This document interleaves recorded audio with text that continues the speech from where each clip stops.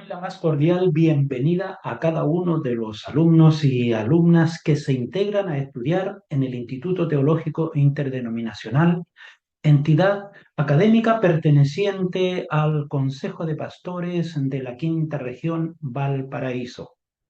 Quien les habla, soy el pastor Salomón Enríquez Llévenes, radicado en el Cerro Playa Ancha de la hermosa ciudad de Valparaíso. Y tengo la gran responsabilidad y la bendición de compartir con ustedes la asignatura de Geografía Bíblica. Y ciertamente que es la pregunta que se debe hacer usted y es la que yo también planteé en su momento cuando empecé a buscar capacitación a través de este instituto. ¿Por qué tengo que estudiar geografía bíblica? Y cuando poco a poco mi profesor empezó a introducirme allí en esos sencillos mapas del antiguo mundo mediterráneo del siglo X antes de Cristo y mucho antes, tal vez, hasta llegar a nuestros tiempos actuales, entonces pude dimensionar la importancia que tiene para todo creyente en Cristo Jesús, no solo tomar la Biblia y leerlo como una narración periodística, sino que mezclarnos en la lectura, introducirnos a través de las palabras en la geografía bíblica, en la tierra, en el relieve, en el clima, en la botánica, en la zoología, en la biología, que nos van mostrando cada pasaje bíblico. Y entonces, para mí, se tornó en una oportunidad de aprendizaje y de comprender mucho más las sagradas escrituras. Yo tenía un concepto de lo que nos muestra la palabra de Dios, así como en el aire. Pero cuando estudié geografía bíblica, entonces me di cuenta que la Biblia tiene los pies en la tierra y que es un libro inspirado por Dios y que nos llevará a cada uno de nosotros a seguir las pisadas de nuestro Señor Jesucristo, pero no para quedarnos en la tierra, sino para irnos al reino de los cielos. Por ello es que, estimados alumnos, es muy importante e interesante que cada uno de ustedes con estas breves clases que vamos a tener, ustedes también se motiven a buscar en la geografía bíblica y cuando lean la palabra de Dios puedan tener al alcance un atlas, pero muy sencillo, de un bajo costo para ustedes, pero allí ir comparando los nombres e ir viendo los lugares por los cuales se van desplazando los personajes que son descritos a través de la narración de la palabra de Dios.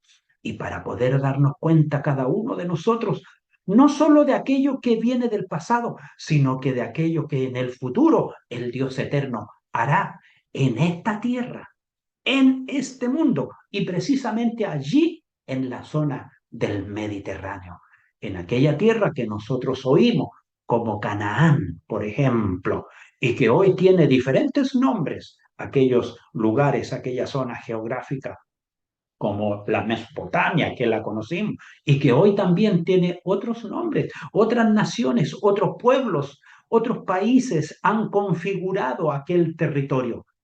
Pero nosotros, a través de la geografía bíblica, vamos a entrar a la profundidad del pasado y nos vamos a deleitar en lo que nos enseña la Escritura y también vamos a tener los antecedentes geográficos e históricos. Les voy a invitar que veamos un breve video, pero en el cual ustedes se van a trasladar inmediatamente allí a un libro de nuestra Sagrada Escritura.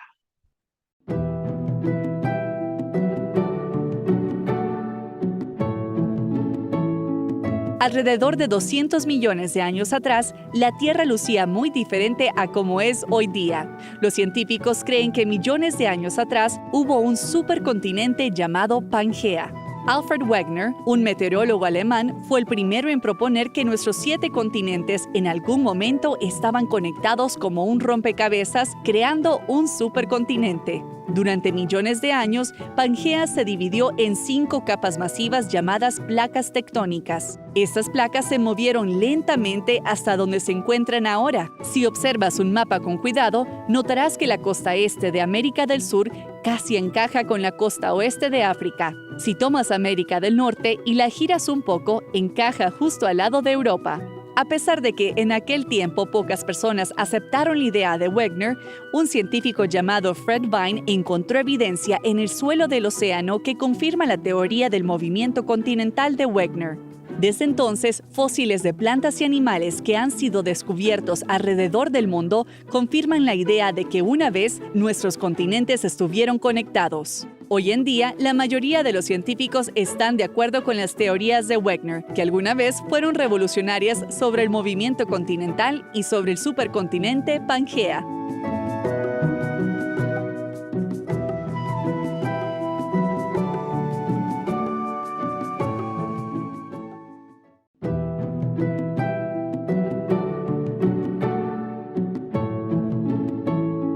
Alrededor de 200 millones de años atrás, la Tierra lucía muy diferente a como es hoy día. Los científicos creen que millones de años atrás hubo un supercontinente llamado Pangea. Alfred Wegener, un meteorólogo alemán, fue el primero en proponer que nuestros 7 continentes en algún momento estaban conectados como un rompecabezas, creando un supercontinente. Durante millones de años, Pangea se dividió en 5 capas masivas llamadas placas tectónicas. Estas placas se movieron lentamente hasta donde se encuentran ahora. Si observas un mapa con cuidado, notarás que la costa este de América del Sur casi encaja con la costa oeste de África. Si tomas América del Norte y la giras un poco, encaja justo al lado de Europa. A pesar de que en aquel tiempo pocas personas aceptaron la idea de Wegener, un científico llamado Fred Vine encontró evidencia en el suelo del océano que confirma la teoría del movimiento continental de Wegener. Desde entonces, fósiles de plantas y animales que han sido descubiertos alrededor del mundo confirman la idea de que una vez nuestros continentes estuvieron conectados. Hoy en día, la mayoría de los científicos están de acuerdo con las teorías de Wegener, que alguna vez fueron revolucionarias sobre el movimiento continental y sobre el supercontinente Pangea.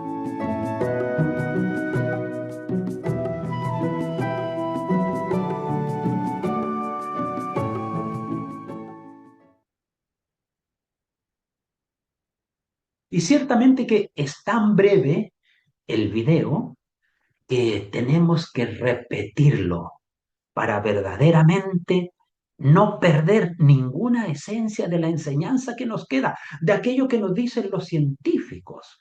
Ellos dicen, en el principio parece que la Tierra era solo un globo y poco a poco, a través de miles de años y de siglos, se fue partiendo y se fueron formando los continentes que hoy nosotros conocemos. El mundo científico, a través de la ciencia y de los conocimientos que Dios le ha dado al hombre, tiene esa propuesta. Pero yo sé a qué libro de la Escritura tú te fuiste inmediatamente cuando viste este video.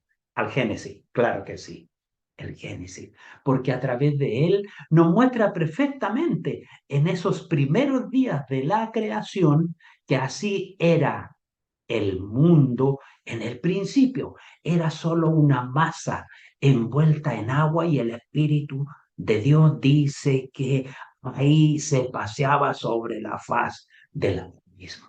Pero lo más hermoso, amados hermanos y hermanas, que aquello que dice la ciencia, nosotros lo encontramos descrito en unos breves versículos de la palabra de Dios. Un científico ha dicho en este último tiempo que al parecer un día el sol se va a apagar y la tierra se va a detener. ¿Ha dicho alguna novedad? Para el mundo es algo novedoso, pero la escritura nos muestra perfectamente durante los primeros días de la creación que la tierra no se movía, que era estática y que se empezó a mover allí cuando Dios puso el sol, la luna, las estrellas, dio tiempo, cronos, al día, a la noche y las estaciones. se presentan las estaciones, sino es a través de la inclinación del globo terráqueo, a través del el giro que tiene la Tierra, a través de la rotación y de la traslación. En el principio no estaba eso, pero Dios lo estableció. Y eso es lo que nos muestra el video que acabamos de ver. Ahora quiero compartir con ustedes otro video que nos lleva también a introducirnos un poquito más, pero ahora ya en el aspecto geográfico. Esos principios básicos que algún día nos dieron en nuestros colegios, en nuestras escuelas, esos principios básicos de la geografía, que nos indicaron el polo norte, el polo sur, el este, el oeste, el trópico de Cáncer, el trópico de Capricornio, la línea del Ecuador, el meridiano de Greenwich. En fin, tantas otras palabras que evidentemente ya las tenemos olvidadas porque no son parte de nuestro uso cotidiano. Pero vamos a tener un breve recuerdo a través de las siguientes imágenes.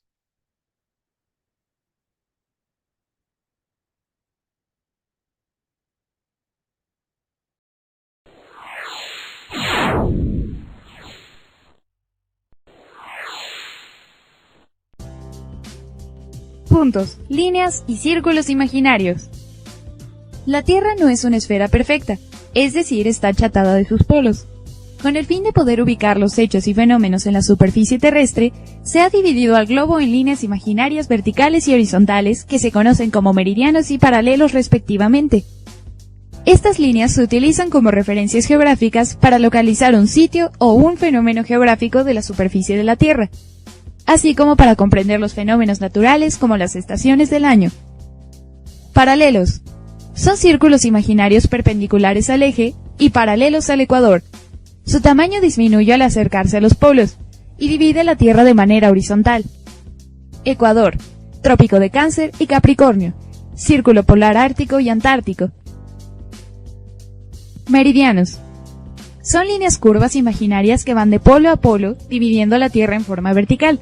El meridiano de Greenwich, en Inglaterra, se considera el meridiano cero. Eje terrestre. Es la línea imaginaria alrededor de la cual rota la Tierra. Sus extremos son el polo norte y el polo sur. Al centro se ubica el círculo imaginario que divide a la Tierra en sentido horizontal llamado ecuador, con latitud 0 grados. Este paralelo y círculo mayor divide la Tierra en hemisferio norte y hemisferio sur. Al norte del ecuador se localiza el trópico de Cáncer, con latitud 23 grados y 27 minutos. Y al sur el trópico de Capricornio con latitud 23 grados 27 minutos.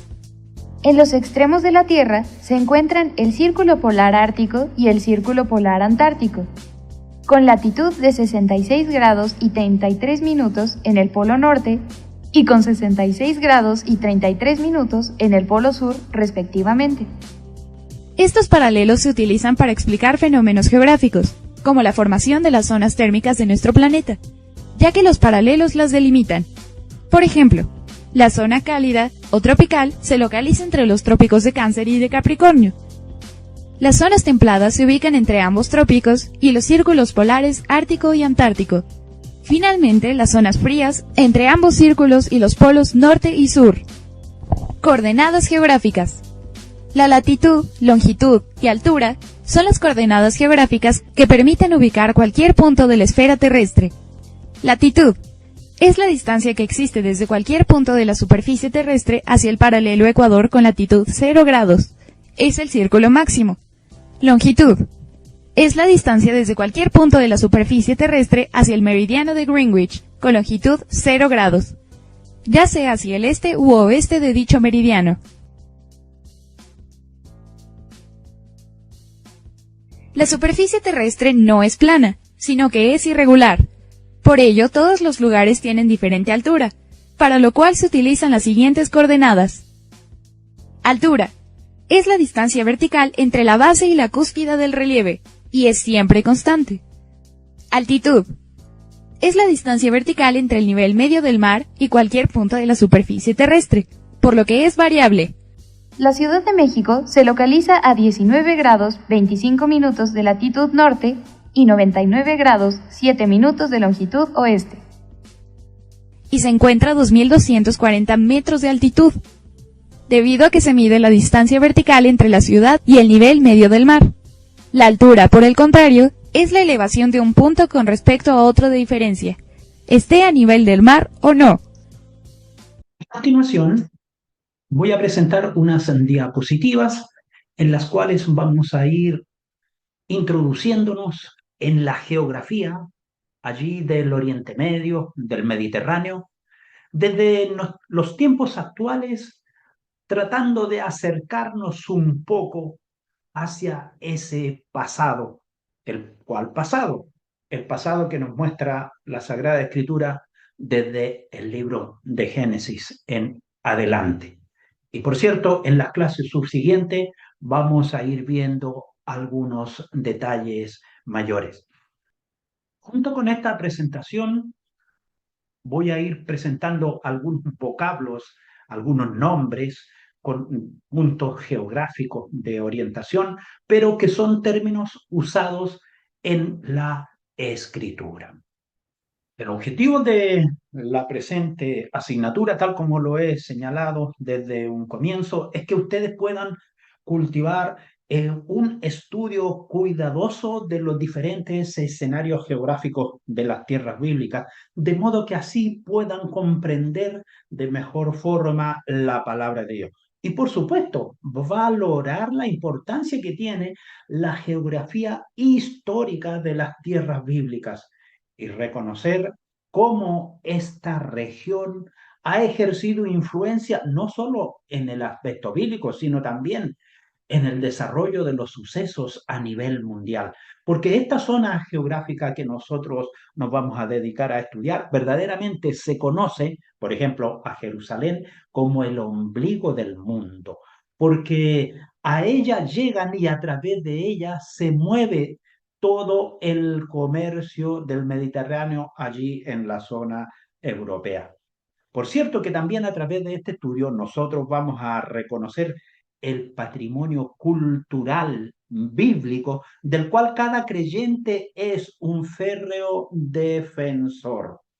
Tenemos que también adentrarnos en el conocimiento del trasfondo de los diferentes escenarios geográficos a través de los cuales se desarrolla el Antiguo Testamento y asimismo también en el área de Canaán, lo que hoy es conocido como Israel, la península del Sinaí, el Líbano, la zona de Siria y de Jordania, en el cual se desarrollan los hechos del Nuevo Testamento.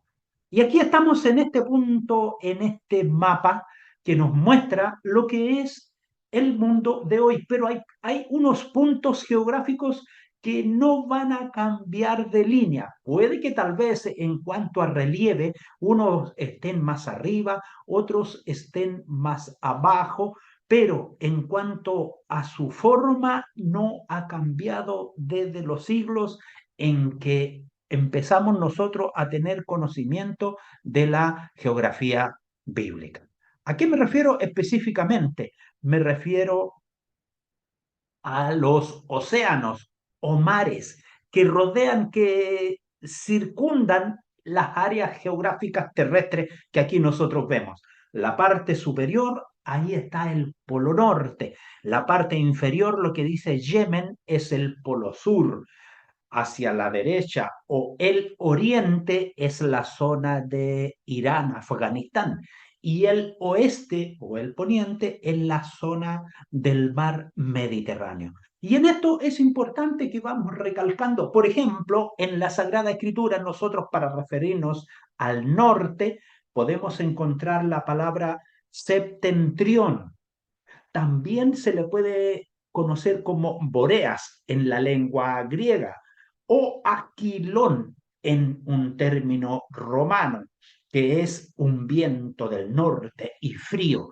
Esos nombres pueden aparecer en la Sagrada, pueden a usted parecer raro ni extraño. Cuando habla del septentrión, está hablando del norte. O bien cuando habla del sur. El sur, en términos romanos, se refiere al austro En griego es noto, el sur. Más bien este término lo usaba el poeta Homero.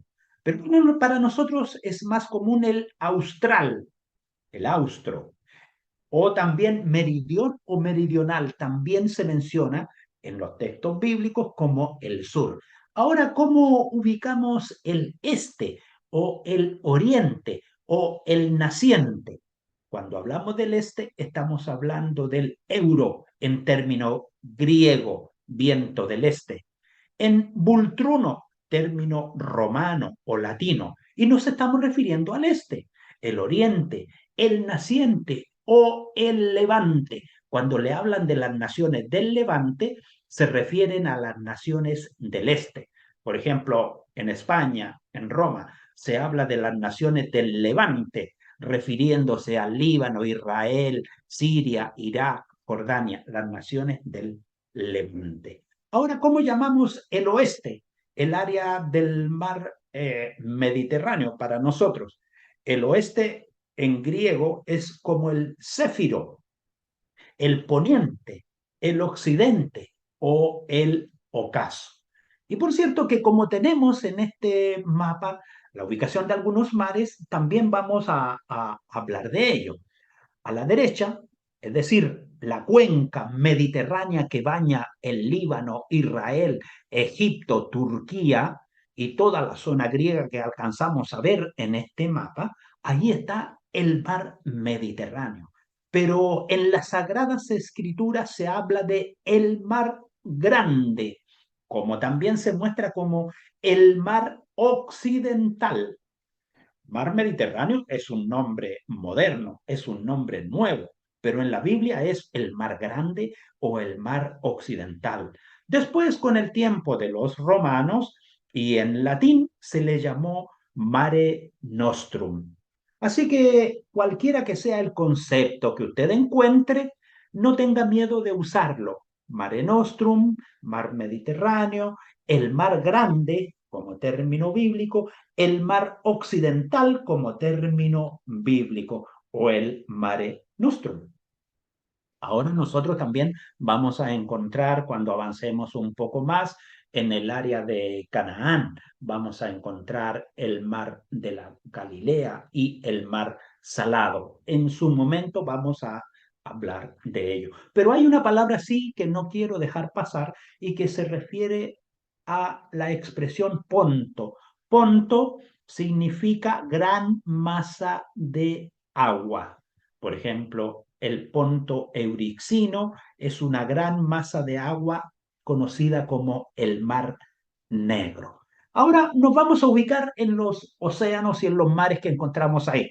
Ya dijimos, en la cuenca del Mediterráneo está evidentemente el mar occidental o el mar Mediterráneo. Ahora, arriba, en el norte, digamos, en la zona norte, sobre Turquía, está el Mar Negro. Y hacia la derecha del Mar Negro tenemos el Mar Caspio, que baña las costas de Irán. Y hacia abajo, ¿qué tenemos en la zona sur? En la zona sur, bañando la zona de Egipto, de Arabia Saudita y de Sudán, el Mar Rojo, que nosotros lo encontramos en las Sagradas Escrituras. Y ahí hay una zona frontera terrestre que queda entre allí Alejandría y la zona del Mar Rojo de 193 kilómetros, que hoy en día es un canal conocido como el Canal de Suez. Pero ese canal fue abierto recién entre el año 1859 y el año 1869. Son 193 kilómetros de tierra que hubo que remover para abrir ese canal que permitiera el comercio desde el mar Índico, desde la zona de Arabia y llegar hasta la zona del Mediterráneo. Y así evitar una gran vuelta a través del continente africano. Es lo mismo que sucede con el canal de Panamá acá en América Central. Ahora, por el otro extremo, cerca de Arabia, en la punta de Kuwait, junto con Irán, tenemos allí el Golfo Pérsico, la zona petrolera. Pero sigamos avanzando un poquito en este mapa que noten ustedes lo siguiente y tenganlo presente. Los mares, los océanos no se van a mover. Lo que se va moviendo son las fronteras. ¿Qué se mueven las fronteras? Porque se mueven los animales, porque se mueven las aguas o porque se mueve la sociedad. Lo que se mueve es la raza humana y eso es lo que va produciendo de tiempo en tiempo los cambios de frontera por distintos motivos y razones que nosotros evidentemente que no vamos a profundizar porque no es nuestro punto. Las razones por las cuales se mueve allí la raza humana son muy variadas, ya sea por guerra, por necesidades económicas, por necesidades de alimentación, tal vez por necesidades de encontrar mejores recursos, y eso al final va generando también un cambio de frontera. Y tenemos un mapa que en el contexto básico, tal como lo vimos anteriormente, los mares se mantienen en su punto y rodean y bordean distintas zonas geográficas. Ya dijimos, el mar Mediterráneo hacia el oeste, hacia el poniente, hacia el ocaso. Y en la parte norte, en el septentrión, en el Boreas, en el Aquilón, está el mar Negro. Y hacia la derecha del mar Negro tenemos el mar Caspio. Y en la zona sur, o podríamos decir en el Austro, en el Noto, en el Meridión, en el Meridional o en el Austral, tenemos allí las aguas del Mar Rojo. Y por el este, que podríamos decir el Ebro, el Vultruno, el Oriente, el Naciente, el Levante, tenemos allí el Golfo Pérsico. Pero tal como señalamos, noten ustedes cómo han cambiado las fronteras. Y eso es solamente por el movimiento humano, nada más. Y esto, tal como lo apreciamos ahí en esa diapositiva, estamos hablando del año 1914. Es decir, entre el año 1914 y el 1950 se producen grandes cambios de frontera y quedaron en forma definitiva, tal como lo vimos en la diapositiva anterior. Pero aquí ya vemos quiénes eran los interesados en esa zona y ya notamos la presencia aquí un poquito del pasado del Imperio Otomano, que es la zona verde, que allí cubre todo lo que es Turquía, Siria, Líbano, Israel, la península, allí casi llegando a la península del Sinaí y por la zona costera sur también de lo que hoy en día es Arabia Saudita. Veamos otra imagen. Estamos aquí ya en el siglo XIX, 1900, 1920, y nos damos cuenta que prácticamente han desaparecido los nombres de las naciones que para nosotros hoy en día son conocidas. Por ejemplo, ya no está Israel, porque Israel como nación recién aparece allí el 14 de mayo del año 1948. Por lo tanto, antes de ese tiempo no hay país, territorio conocido como Israel. Lo que se ve un poco ahí es Líbano, un poco de Jordania, una zona llamada Palestina, una zona amarilla, el área de la Mesopotamia, y luego hacia arriba un área verde que está marcada lo que luego sería Siria, y luego más arriba viene Turquía. Pero ¿qué se mantiene y qué permanecen inalterables? Una vez más decimos, los mares no han cambiado. Tal vez unos metros más arriba, unos metros más abajo, pero ahí están. Pero la mano del Dios eterno está actuando en todo esto que nosotros estamos observando a través de estas imágenes. Ahora ya nos estamos remontando al año 1850, donde claramente encontramos que ya no hay naciones presentes. Solo están mostrados allí en relieve algunos nombres para que nosotros no perdamos la ubicación, pero siguen estando ahí inamovibles el Gran Mare Nostrum, el Gran Mar Occidental o Mar Mediterráneo, Y al norte sigue allí el Mar Negro, un poco hacia el este del Mar Negro, el Mar Caspio. En la zona sur sigue estando allí el Mar Rojo, que llega luego hacia el Océano Índico, y también en aquel breve estrecho de Omán, cerca de lo que nosotros conocemos como Kuwait. Allí está, por cierto, el Gran Golfo Pérsico, que también finalmente desemboca allí en el Océano Índico. Y aquí ya estamos llegando un poco. Ahora, ¿cómo llegamos a esta área? Bueno, si nosotros estudiamos un poco la historia y la geografía universal, nos vamos a dar cuenta que por esta área del mundo pasaron diferentes imperios, y el que nosotros más conocemos en el contexto bíblico es el Imperio Romano, porque está presente en el tiempo en que emerge la figura de nuestro Señor Jesucristo. Pero por este lugar, antes del Imperio Romano, pasaron otros imperios, y muchos siglos atrás, si nosotros hablamos segundo milenio, tercer milenio antes de Cristo, claramente llegamos a esta misma zona donde se mantiene inalterable el mar Mediterráneo, el mar Rojo, el Golfo Pérsico, el mar Caspio y el mar Negro. Pero ¿qué ha cambiado? Las fronteras. ¿Por qué han cambiado las fronteras? Porque toda esta masa humana, que de tiempo en tiempo va cambiando, de generación en generación, van cambiando las ideas, van cambiando los deseos del hombre por conquistar, por tomar más posesiones, y va cambiando los límites geográficos, pero la tierra sigue estando allí, sigue siendo la misma, y ella nos cuenta y nos habla del pasado. Fíjese que lo que nosotros queremos llegar desde el principio del Génesis está desde antes del tercer milenio. Es lo que se ve ahí un poquito rojizo como Sumeria, el área de Sumeria. Por supuesto, eso ya nos relaciona así con Abraham, con Ur, con Uruk, con Lagash, con Babilonia, con Akkad, con Mari, con el río Éufrates, con el Tigris. Y luego seguimos hacia arriba, hacia Siria. Nínive también está por allí. Llegamos al otro lado, hacia la cuenca del Mediterráneo, a lo que antiguamente era Fenicia. Y nosotros en el colegio aprendimos de Tiro, Sidón y Biblos. Ahí están lo que hoy en día es la zona del Líbano.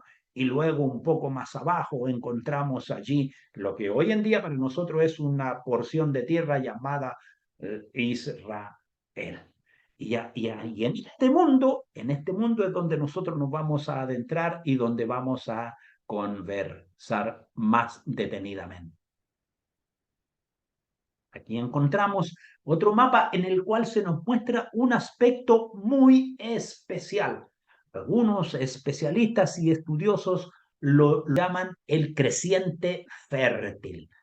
Cuando usted observa esta figura muy sencilla, y recalquemos que se mantiene en su mismo lugar, el mar Mediterráneo, el mar Rojo, el Golfo Pérsico, el mar Caspio, el mar Negro y por el sur el mar Índico. Pero ¿por qué le llaman creciente fértil?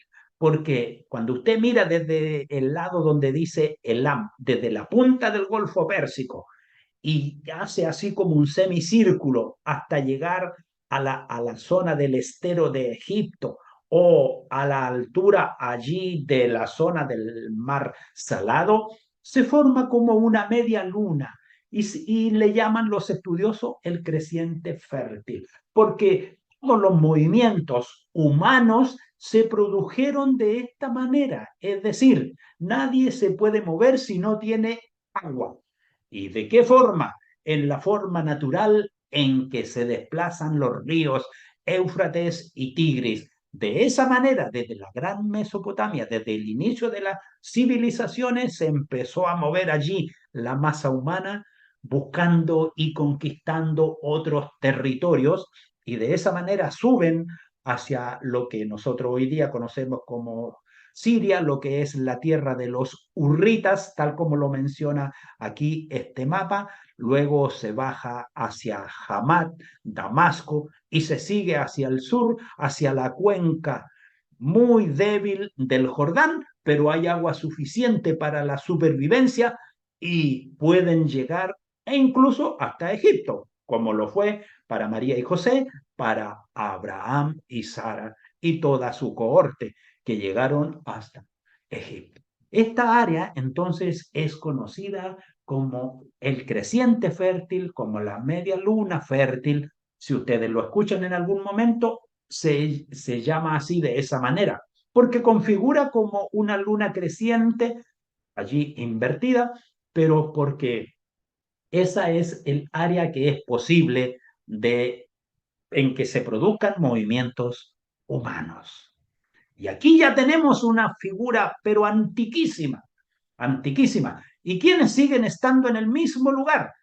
El gran mar Mediterráneo, el gran mar occidental, el gran Mare Nostrum, como usted le quiera llamar, o el mar Mediterráneo, o también conocido como el mar de los filisteos, porque así está expresado allí en Éxodo 23:31, o simplemente como el mar en Génesis 49:13. Ahora, ¿cuándo se le llama mar grande? Allí en Números 34:6 o en Josué 23:4. O mar occidental, como le dice allí en Deuteronomio 11:24. ¿Se da cuenta? O sea, los nombres no son invenciones nuestras, son los más modernos solamente, pero los antiguos que la escritura menciona, ahí están, para testimonio suyo y mío. Y por cierto, arriba sigue el Mar Negro, a la derecha del Mar Negro, el Mar Caspio en el mismo lugar, y al presente está allí lo que nosotros conocemos como el Golfo Pérsico, y por cierto, el Mar Rojo abajo. Y evidentemente que en este mapa, en aquella época, estamos hablando ya el siglo V al X antes de Cristo. Por lo tanto, del canal de Suez ni se soñaba, se ve claramente cerrada allí la zona entre la punta del Mar Rojo y arriba Alejandría en Egipto, una zona terrestre tal como era en un principio. Pero sí ya hay nombres que a nosotros no son conocidos en el texto bíblico: Anatolia, Mesopotamia, desierto de Arabia. Ahora, quiero dejar un concepto muy claro en cada uno de ustedes como alumnos estudiosos de la geografía bíblica. En este mapa aparece la palabra Palestina, pero tengan ustedes presente lo siguiente: no es una expresión que esté en el texto bíblico. Es una expresión que acuñaron los romanos por ahí, por el año 132 después de Cristo, cuando llegaron a conquistar esa zona y la tomaron para sí como dominio 100% y la anexaron a la provincia de Siria, que queda actualmente lo que es evidentemente el país de Siria, y se le llamó Palestina de Siria. Y esa Palestina de Siria aglutinaba a Judea, Samaria, Galilea, Perea, Decápolis, toda esa zona estaba ahí anexada a Siria. Evidentemente que la palabra Palestina también aparece en algunos mapas antiguos y bueno, ustedes conocen muy bien a través de la escritura el conflicto y el problema que ha habido de generación en generación entre palestinos y hebreos. Así que les doy esa explicación para que no se produzca en ustedes. Y al contrario, como jóvenes hermanos, hermanas, estudiosos y respetuosos del texto bíblico, usen la palabra que corresponde y que pertenece a esa zona. Esa área se llama Canaán. Y se llama Canaán desde el principio en que Dios le dijo a Abraham y desde el principio que Dios le prometió a Jacob la tierra de Canaán, la tierra que fluye leche y miel. Es el término que tú como estudiante cristiano debes usar, la tierra de Canaán. Ahora, para ya ir concluyendo y transportándonos un poquito más a la zona de Canaán, que baña evidentemente la cuenca del Mediterráneo.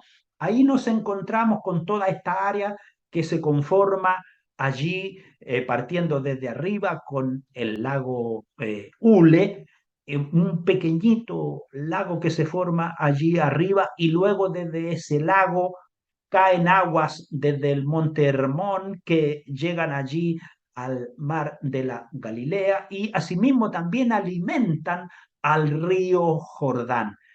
Y del río Jordán finalmente termina allí adentrándose en el mar Salado, que en términos modernos se le llama mar muerto, pero en las Sagradas Escrituras se nos habla a nosotros como el mar salado en Génesis 14:3, el mar oriental. ¿Por qué? Porque el mar Mediterráneo es el mar occidental, y el mar oriental, que está mencionado en Ezequiel 47:18, en Zacarías 14:8, el mar del Arabá, allí en Deuteronomios 4:49, en Segunda de Reyes 14:25, o bien lago de asfalto, una denominación dada por los romanos.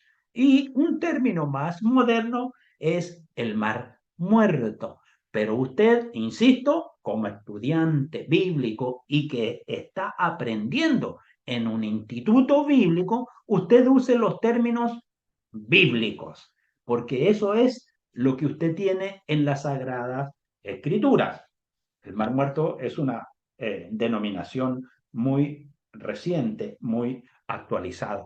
Luego, hacia arriba, subiendo por el Jordán, cerca de Basán, nosotros tenemos lo que se conoce como el Mar de la Galilea. Ya definimos hace un momento atrás por qué se le llama mar, porque viene de la palabra ponto, y ponto significa masa de agua grande.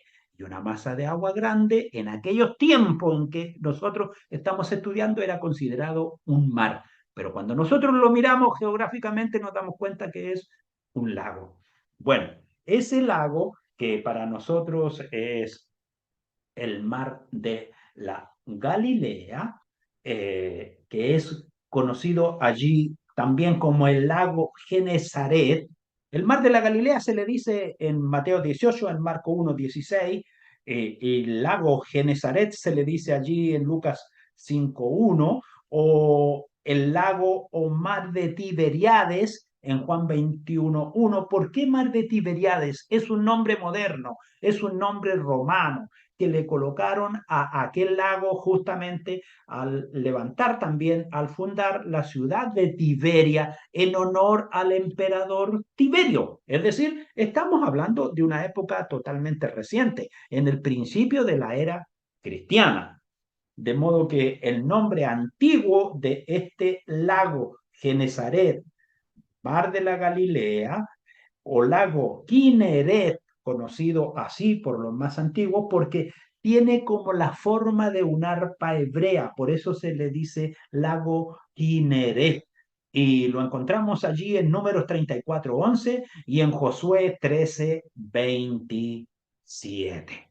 Este lago, mar de la Galilea, lago Kinneret, lago Genesaret, mar de Tiberiades, con cualquiera de esos nombres nos estamos refiriendo al mismo lugar. Y en esta área geográfica nosotros vemos aquí algunos ríos o ríos menores que alimentan al gran río Jordán. Nosotros le decimos gran río, pero en verdad es un río que no tiene aguas muy caudalosas, porque noten ustedes que nace en el lago de la Galilea y termina en las aguas del mar Salado, algo que no se ve en otra parte del mundo. Un río de aguas dulces permanentemente, las 24 horas corriendo, y sus aguas decantan en una zona salada. ¿Quién sabe para dónde se van? Tendríamos que hacer un estudio subterráneo ahí para ver cómo se van sumergiendo las aguas allí en en aquel mar salado. Y ahí encontramos nosotros que hay cerca del mar de la Galilea está el río Yarmuk. Luego, un poco más abajo, cerca de Galaad, está el río Jaboc. Y siguiendo un poco ya en la mitad, en el centro del mar Salado, está el río Arnón y en la parte sur del mar Salado está el río Serer, que lo menciona muy bien la escritura cuando se hacen las divisiones de la tierra. Por otro lado, encontramos en la zona costera algunos ríos también que se originan en época de invierno y luego cuando ya llega el verano, aquellos ríos se secan. Así tenemos el río Ascalón, el Sorek, tenemos el Laquís, tenemos el río Gat, tenemos el Besor, que el Besor parte allí desde la zona del Negev. Bien, hay otro mapa también que encontramos aquí y ya es el mapa muy similar al anterior con algunos nombres, pero más referido a la subdivisión política en la época del Nuevo Testamento. Es decir, es el mismo territorio geográfico, el mismo relieve. El mar Mediterráneo no se ha movido de donde está, sigue en la misma posición. Tiro, Sidón y Biblos igual, Cesarea Marítima, Jope, Azoto se mantienen en el mismo lugar. El lago de la Galilea, el mar de Genesaret, el lago Tiberiades, como usted le quiera llamar, y por cierto, el mar Salado, el mar Oriental, el mar del Arabat o el lago de Asfalto, como le llamaron los romanos, sigue en su mismo lugar. Pero ¿qué es lo que ha cambiado? Las fronteras. ¿Por qué? Por el movimiento de la masa humana que va de un lugar a otro, por el deseo de conquista del hombre de ir más allá y de tomar aquellos territorios allende los mares, porque quiere tener posesión, porque quiere tener fama, porque quiere tener vanagloria.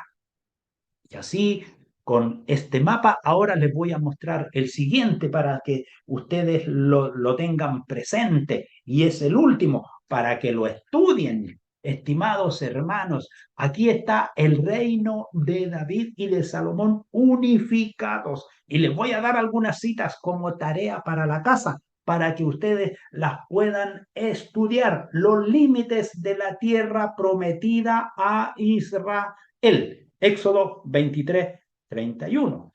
Número 34 del 1 al 12. Ezequiel 47 del 15 al 20. Génesis 15 del 18 al 21. Deuteronomio 11, 24. Primero de Reyes 8, 65. En un mapa bíblico y tracen los límites indicados en estos pasajes. Y esos límites van a ser muy similares a lo que ustedes ven en este mapa. Y aquí está el reino de David y de Salomón. Y es la tierra que Dios prometió a su pueblo. Lo que hoy nosotros vemos, ese minúsculo país de Israel, algún día va a ser lo que Dios prometió. Porque Dios no es hombre que mienta, ni es hombre que se arrepienta. Lo que Él dijo, lo hará. Y lo que Él prometió, lo cumplirá. Claro que lo cumplirá. Así que, amables alumnos, con esto estamos dando término a nuestra primera clase de geografía bíblica. Yo deseo de todo corazón que el soberano creador bendiga vuestras vidas. Y nos vemos la próxima clase, si Dios nos concede salud y vida.